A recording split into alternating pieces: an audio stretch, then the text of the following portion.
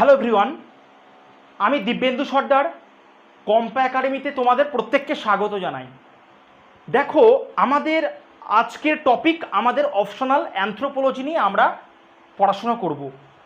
তো optional anthropology হচ্ছে civil সার্ভিসের জন্য একটা মোস্ট ইম্পর্টেন্ট বা একটা ইন্টিগ্রাল পার্ট। তো আজ আমরা অপশনাল অ্যানথ্রোপোলজি নিয়ে যে টপিকের উপরে ভিডিও করছি সেই টপিকটা অত্যন্ত গুরুত্বপূর্ণ। তো তোমরা প্রত্যেকে তোমাদের Facebook group WBCS IAS excellence group by কম্পা একাডেমি এবং IAS অ্যান্ড WBCS লাইফলাইনে তোমরা প্রত্যেককে ফলো করবে। সেখানে এভরিডে আমরা জিকের আপডেট দিয়ে দিই এবং সমস্ত এক্সামের নোটিফিকেশান এবং আপডেট আমরা সেখানে দিয়ে দিই। এবং তোমাদের আরও একটা বক্তব্য, যে ভিডিওটা তোমরা দেখছো ইউটিউব চ্যানেল কম্পা একাডেমিতে, তোমরা ইউটিউব চ্যানেলটাকে সাবস্ক্রাইব করবে এবং বেল আইকনটা প্রেস করবে, যেন আগামী যে ভিডিও আসছে সেই ভিডিও নোটিফিকেশান তোমরা পেয়ে যাও। তো চলো, আজকে আমরা কোন টপিক নিয়ে আলোচনা করব। আজকে আমরা আলোচনা করব আমাদের মোস্ট ইম্পর্টেন্ট টপিক নিয়ে, সেটা হচ্ছে আমাদের সিভিল সার্ভিসের জন্য। টপিকটার নাম হচ্ছে মডার্ন সিনথেটিক থিওরি। ভালো করে দেখো, মডার্ন সিনথেটিক থিওরি।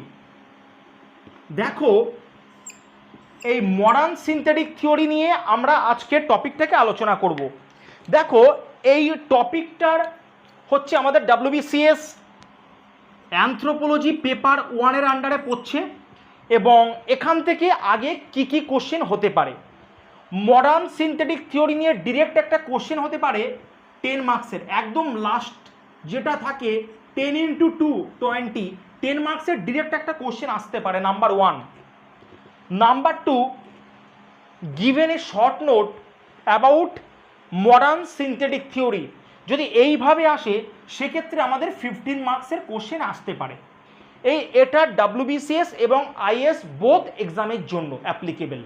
ওকে, এইবার তোমরা মডার্ন সিনথেটিক থিওরিটা ভালো করে দেখো। প্রথম কথা, নামটার মধ্যে কি আছে? মডার্ন, অর্থাৎ নামটাই বলে দিচ্ছে এটা আধুনিক কিন্তু তত্ত্ব একটা। তাহলে এই যে আধুনিক সংশ্লেষ তত্ত্বের প্রয়োজনীয়তা কেন হলো, বা এই তত্ত্বের প্রয়োজনীয়তা হওয়ার পিছনে যাদের মূল অবদান তাদের নাম আমরা আলোচনা করব। তো আমরা এর থেকে একটু পিছিয়ে যাই। কেন মডার্ন সিনথেটিক থিওরি আসার প্রয়োজন, কেন মডার্ন সিনথেটিক থিওরি আমাদের প্রয়োজন হলো বা আসলো, সে নিয়ে আমরা একটু পিছিয়ে যাব।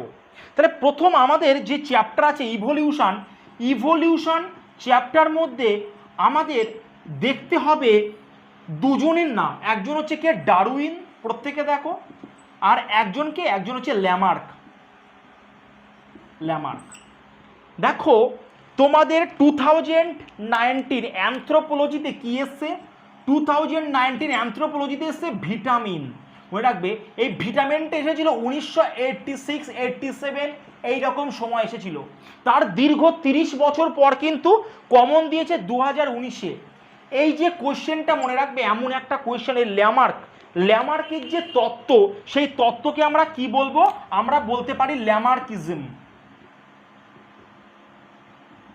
এই ল্যামার্কিজম বলতে কি? ল্যামার্কবাদ যাকে আমরা বলছি, অর্থাৎ ল্যামার্কের তত্ত্ব, সেটা হচ্ছে ল্যামার্কিজম। তাহলে ল্যামার্কিজমটা কিন্তু মনে রাখবে 1988 সালে এই টাইম এসেছিল। সুতরাং এখনো পর্যন্ত কমন দেয়নি। 2020 বা 21 WBCS এর জন্য আলাদা করে মনে রাখবে, এটা ল্যামার্কিজম আসতে পারে। 1 নাম্বার। 2 নাম্বার, ডারউইনের তত্ত্বকে আমরা কি বলবো? ডারউইনের তত্ত্বকে একইভাবে আমরা সিমিলারলি বলতে পারি ডারউইনিজম। দেখো, ল্যামার্ক প্রথমে ইভলিউশন নিয়ে একটা চিন্তা করেছিল, ল্যামার্ক তার থিওরি দিয়েছিল, কিন্তু ল্যামার্কের থিওরির মধ্যে কতকগুলো জায়গা ভুল আছে। তো সেগুলো আমরা এক এক করে বিস্তারিত আলোচনা করছি। তো তার আগে দেখে নাও ল্যামার্কের যদি পুরো নাম তোমরা জানতে চাও তাহলে মনে রাখবে জ্যা ব্যাপটিস্ট পেরি অ্যান্টনি ডিমনেট ল্যামার্ক। আমাদের লাগবে না, আমরা শুধু ল্যামার্ক জানলেই আমাদের হয়ে যাবে।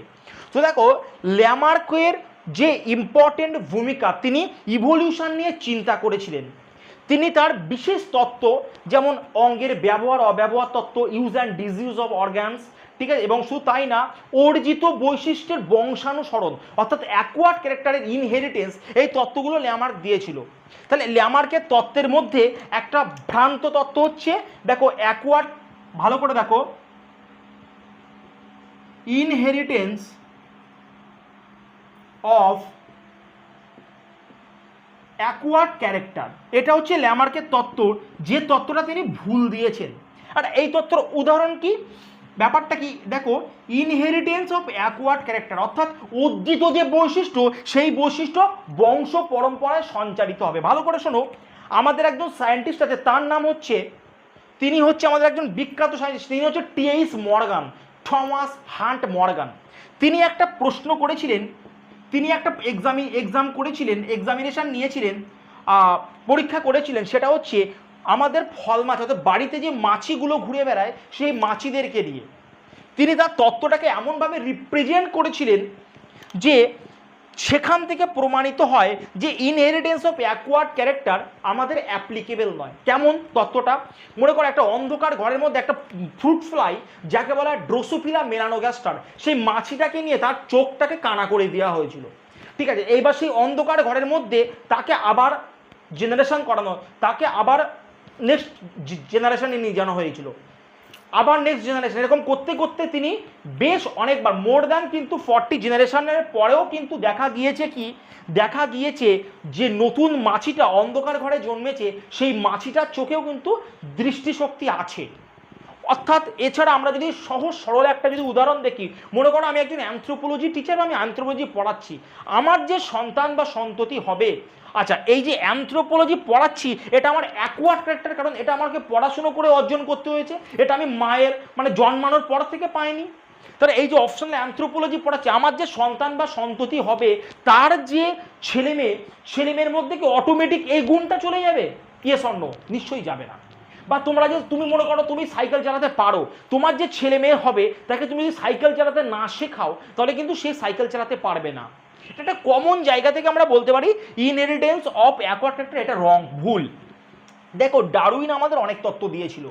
ডারউইনের তত্ত্বের মধ্যে আছে over population and over reproduction, অর্থাৎ পৃথিবীর জনসংখ্যা ক্রমাগত বেড়েই চলেছে আর কমছে, বেড়েই চলেছে, কারণ প্রত্যেকটা মানুষ তাদের দেখো, আমার দাদু ছিল, সেখান থেকে আমরা বাবারা 2 ভাই, আমরা 2 ভাই, আমার কাকারা 2 ভাই 1 মেয়ে, নানা রকম এটসেট্রা। তার মানে দেখো একটা জায়গা থেকে চেন ওয়াইজ ক্রমাগত বেড়ে যাচ্ছে। তার মানে প্রত্যেকটা মানুষ তাদের প্রজন্মকে বৃদ্ধি করছে, অর্থাৎ জনসংখ্যা ক্রমাগত দেখো বেড়েই চলেছে, জনসংখ্যা কমার কোনো সম্ভাবনা এখানে নেই। অর্থাৎ কি, ডারউইনের প্রথম তত্ত্ব ছিল মানুষের যে মেইন যে ব্যাপারটা, অর্থাৎ কি আমাদের যে ওভার পপুলেশন, ওভার রিপ্রোডাকশন, তার ফলে মানুষ যে আস্তে আস্তে তাদের জনসংখ্যাকে বৃদ্ধি করছে, তার ফলে পৃথিবীর মধ্যে কি হচ্ছে, খাদ্যাভাব দেখা যাচ্ছে, খাদ্যের অভাব আসছে 1 নাম্বার। 2 নাম্বার কি আসছে, এই যে খাদ্যাভাব দেখা যাওয়ার ফলে আমাদের মধ্যে দেখো সংগ্রামের মধ্যে জীব লিপ্ত হচ্ছে, এটা 2 নাম্বার। কারণ আমাদের আজকে বিষয় ডারউইনের তত্ত্বটাকে নয়, আমাদের আজকে বিষয় মডার্ন সিনথেটিক থিওরি। তারপরে কি, ভেদ। কিন্তু আমি এগুলোকে একটু টাচ করে যাচ্ছি, না হলে বুঝতে পারবে না ভেদটা কি। ভেদ হচ্ছে এমন একটা বিষয়, ধরো ভেদটা আমি যদি একটু আলোচনা করি, এটা আলাদা করে আসে এক্সামে। মনে করো এটা একটা গাছ বলতে কি, এটা একটা পিপল ট্রি, মনে করো একটা শিমুল গাছ। তাহলে শিমুল গাছে মনে করো তাদের ফল হয়েছে 100টা, মনে করো শিমুল গাছে ফল হয়েছে 100টা, 100 পিস। তাহলে 100টা যদি ফল হয়, তাহলে মনে করো এই ফলটা পড়ে তো গাছ হবে। তোমরা বলো, আচ্ছা এই যে গাছটা হবে, সেই গাছটা কি 100টা গাছ কি হবে? Yes or no? হবে না। কারণটা কি, কারণটা 100টা যদি ফল হয়, নিশ্চয়ই 100টা চারা গাছ হবে না। তার কারণ এখান থেকে ম্যাক্সিমাম বীজগুলো ড্যামেজ হয়ে যায়, কোনোটা একটা কাঠের ঠোকরে পড়লো, কোনোটাকে পাখি খেতে খেতে উড়িয়ে নিয়ে অনেক দূরে নিয়ে ফেলে দিল, নষ্ট হয়ে গেল, ঠিক আছে, অনেক বীজ নষ্ট হয়ে যাচ্ছে। তার মানে কি, এখান থেকে মনে করো এই 100টা বীজের মধ্যে 3 থেকে 4টে চারা গাছ বড় হচ্ছে, মানে বাদ বাকি 997টা বীজ কি ড্যামেজ হয়ে গেছে। তার মানে কি, এই 3টে বীজের মধ্যে এমন কিছু ক্যারেক্টার বা এমন কিছু ট্রেট আছে যার জন্য এ অন্য 997টা বীজ থেকে ডিফারেন্ট। ক্লিয়ার না? এই জায়গাটাকে আমাকে লক্ষ্য রাখতে হবে। যে ভেদ বা প্রকরণ কি, এটা হচ্ছে ভ্যারিয়েশন। ভ্যারিয়েশন কি, ভ্যারিয়েশন হচ্ছে মনে করো ভ্যারিয়েশন বা ভেদ হচ্ছে এমন একটা অর্জিত কিছু ক্যারেক্টার, এমন একটা অর্জিত কিছু ট্রেট যার মধ্যে আছে সে অন্য বীজগুলো থেকে ডিফারেন্ট, তাই সে সার্ভাইভ করতে পারছে। এটাই হচ্ছে ভেদ বা ভ্যারিয়েশন। পরিষ্কার? এই জায়গাটাকে মাথায় রাখতে হবে। নেক্সট আমাদের যে তত্ত্ব আসছে সেটা কি ডারউইনের মধ্যে, সেটা হচ্ছে আমরা ফিটেস্ট, অর্থাৎ ভেদ যখনই করছে এই তিনটে চারাগাছ যে বড় হচ্ছে, তাহলে কি এই তিনটে চারাগাছ পরিবেশের মধ্যে ফিট, তাই বড় হচ্ছে। আচ্ছা, তারপরে কি আমরা চলে যাচ্ছি ন্যাচারাল সিলেকশনে, অর্থাৎ প্রাকৃতিক নির্বাচন। বা তার মানে ডারউইনের তত্ত্বটা কি, ডারউইনের তত্ত্বটা মনে রাখবে ন্যাচারাল সিলেকশন। ডারউইনের তত্ত্বটা কিছুই নয়, একটা প্রাকৃতিক নির্বাচনবাদ। ডারউইন এত ভালো তত্ত্ব দেওয়ার পরেও কেন ডারউইনের তত্ত্ব অ্যাপ্লিকেবল হলো না, তার কারণ মোস্ট ইম্পর্টেন্ট আমাদেরকে দেখতে হবে। তার প্রথম এবং প্রধান কারণ হলো এই যে ডারউইন যে তত্ত্ব দিয়েছে সেই তত্ত্বে এই যে ভ্যারিয়েশনের উৎস, সোর্স অফ ভ্যারিয়েশন তিনি ব্যাখ্যা করতে পারেননি। সোর্স অফ ভ্যারিয়েশন তিনি ব্যাখ্যা করতে পারেননি। তাছাড়া ডারউইনের তত্ত্বের মধ্যেও কিন্তু অনেক অসঙ্গতি দেখতে পাওয়া গিয়েছে। আবার মাঝখান থেকে আরও একজন সায়েন্টিস্ট, তার নাম হচ্ছে হুগো দি ভ্রিস, মনে রাখবে আরও একজন সায়েন্টিস্ট হুগো দি ভ্রিস, দেখো হুগো ডি ভ্রিস, তার যে তত্ত্বের নাম হচ্ছে কি ভ্রিস থিওরি। তার তত্ত্বের নাম কি ভ্রিস থিওরি। এই যে হুগো দি ভ্রিসের ভ্রিস থিওরি, সেটা কি, সেটা হচ্ছে মিউটেশন তত্ত্ব। বাংলা কি, বাংলা হচ্ছে পরিব্যাপ্তি বা রূপান্তর। রূপান্তরটা কিরকম, মনে করো একটা খুব সুন্দরী মেয়ে, সেই মেয়েটাকে তুমি নিয়ে কুয়েতে চলে যাও, নিয়ে তাকে মনে করো 2 ঘন্টা বা 3 ঘন্টা টানা রৌদ্রে দাঁড় করিয়ে রাখো, যেখানে টেম্পারেচার মনে করো 48 ডিগ্রি। একটা সুন্দরী মেয়েটাকে নিয়ে 48 ডিগ্রি সেন্টিগ্রেড তাপমাত্রায় 2 ঘন্টা রৌদ্রে টানা দাঁড় করিয়ে রাখো বা 3 ঘন্টা, মনে করো তার সানস্ট্রোক হয়নি বা সে মারা যায়নি, তাহলে কি হবে, তার স্কিনের কালার চেঞ্জ হয়ে যাবে। ইয়েস অর নো বলো, স্কিনের কালার তো চেঞ্জ হবে। তার কারণটা কি, কারণটা জেনেটিক যে জিন যে ফ্রিকোয়েন্সি, আমাদের শরীরে জেনেটিক ফ্রিকোয়েন্সি চেঞ্জ হয়ে যাবে। তারপরে আমাদের এই জায়গাটা দেখতে হবে যে জেনেটিক ফ্রিকোয়েন্সি চেঞ্জ হয়ে যাবে, অর্থাৎ তার মধ্যে ডিফর্মড ভাবটা চলে আসবে, সে ডিফর্মড হয়ে যাবে। অর্থাৎ কি হুগো দি ভ্রিসের মিউটেশন থিওরি কিন্তু ডারউইনকে কিন্তু স্বীকৃত করে না। মাথায় ঢুকেছে প্রত্যেকের? তার মানে মিউটেশন থিওরি ডারউইনের কি, ডারউইনের বিপরীত। চলো এবার দেখব।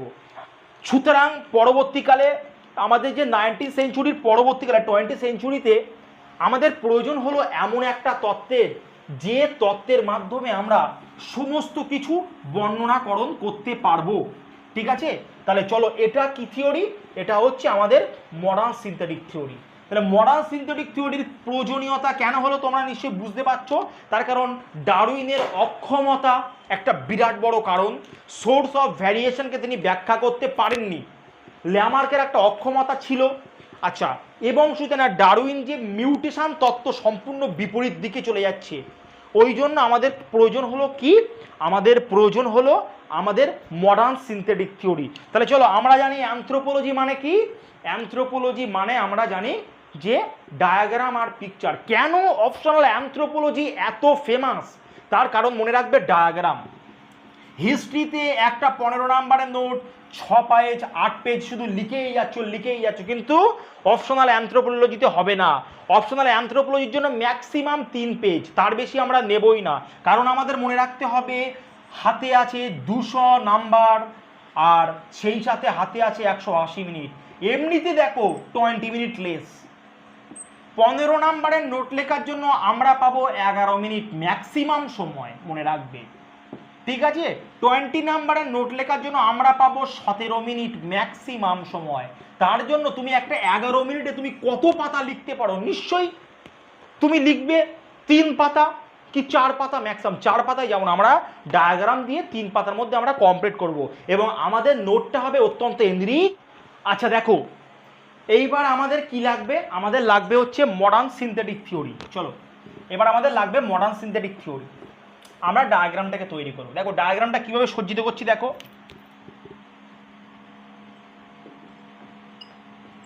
দেখো ম্যালথুসিয়ান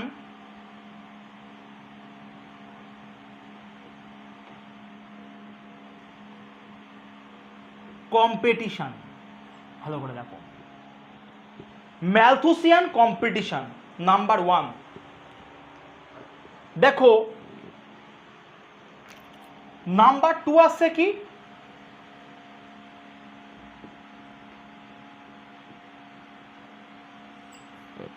ভ্যারিয়েশন। 3 নাম্বার আসছে কি,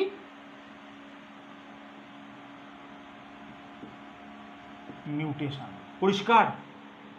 3টে থিওরি প্রত্যেকটা। একটা হচ্ছে Malthusian competition, this theory is given by কে, Malthus, scientist Malthus.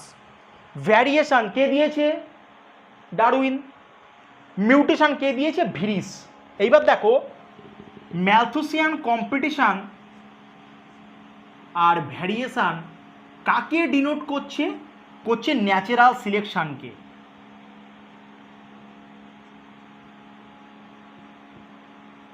Clear?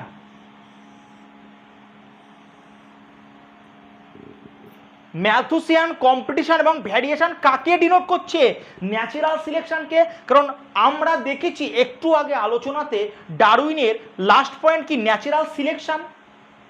Clear তো? চলো ওকে। মিউটেশন কাকে সিলেক্ট করছে, দেখো জেনেটিক ভ্যারিয়েশন। পরিষ্কার?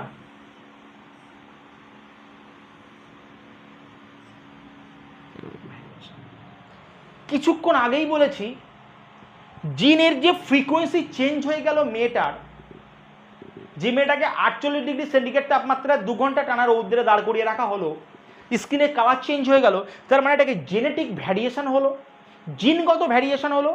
আচ্ছা নেক্সট কি আসছে, দেখো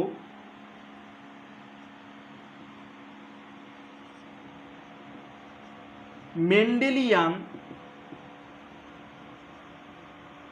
ইনহেরিটেন্স। নেক্সট হলো কি, মেন্ডেলিয়ান ইনহেরিটেন্স। পরিষ্কার? তাহলে আমাদের এই পার্টটা সোজা চলে গেল ম্যালথাস আর ডারউইনের দিকে। এটা এটা নিল হুগো। ওকে, তার মানে দেখো ডারউইনকে নিল, আচ্ছা ভ্রিসকে নিল, আচ্ছা মেন্ডেলকে নিল। মেন্ডেলকে নিয়ে কি বানানো হলো, বানানো হলো মডার্ন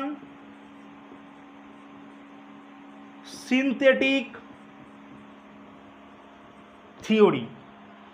মডার্ন সিনথেটিক থিওরি মনে রাখবে, বানানো হলো কি, মডার্ন সিনথেটিক থিওরি। তাহলে মডার্ন সিনথেটিক থিওরি, অথবা তোমরা দিতে পারো কি, মডার্ন সিনথেসিস।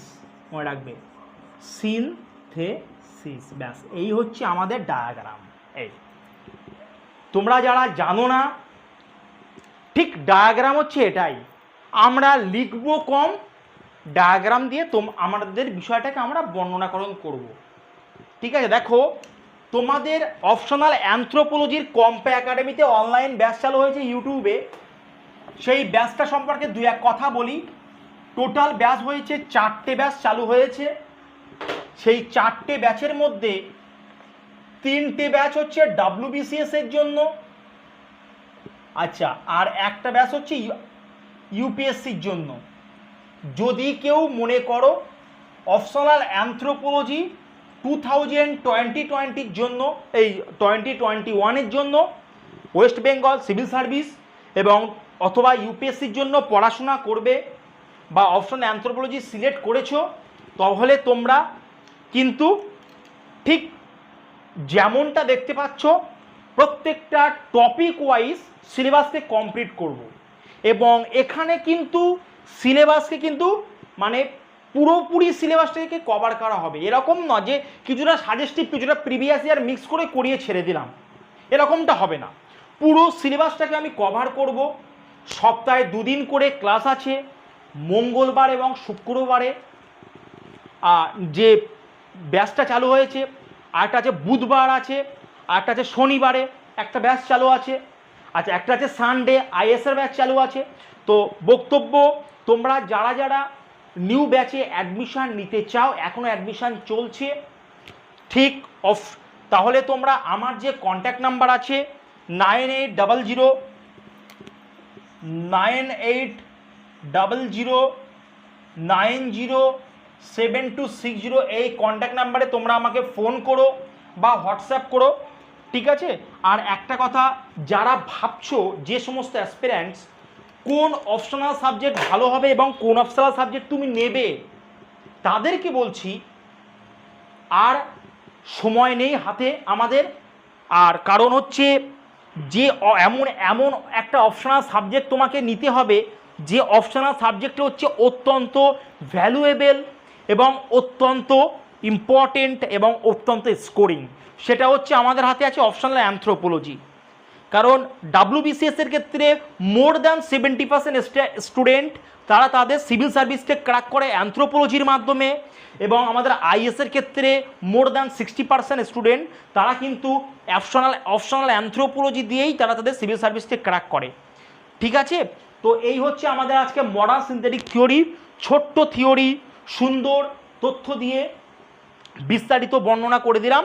তোমরা অবশ্যই কম্পা একাডেমি চ্যানেলটাকে সাবস্ক্রাইব করো।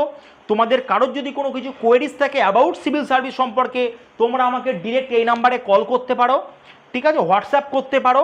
আর একটা কথা, তোমরা কম্পা একাডেমি চ্যানেলটাকে সাবস্ক্রাইব করো, শেয়ার করো এবং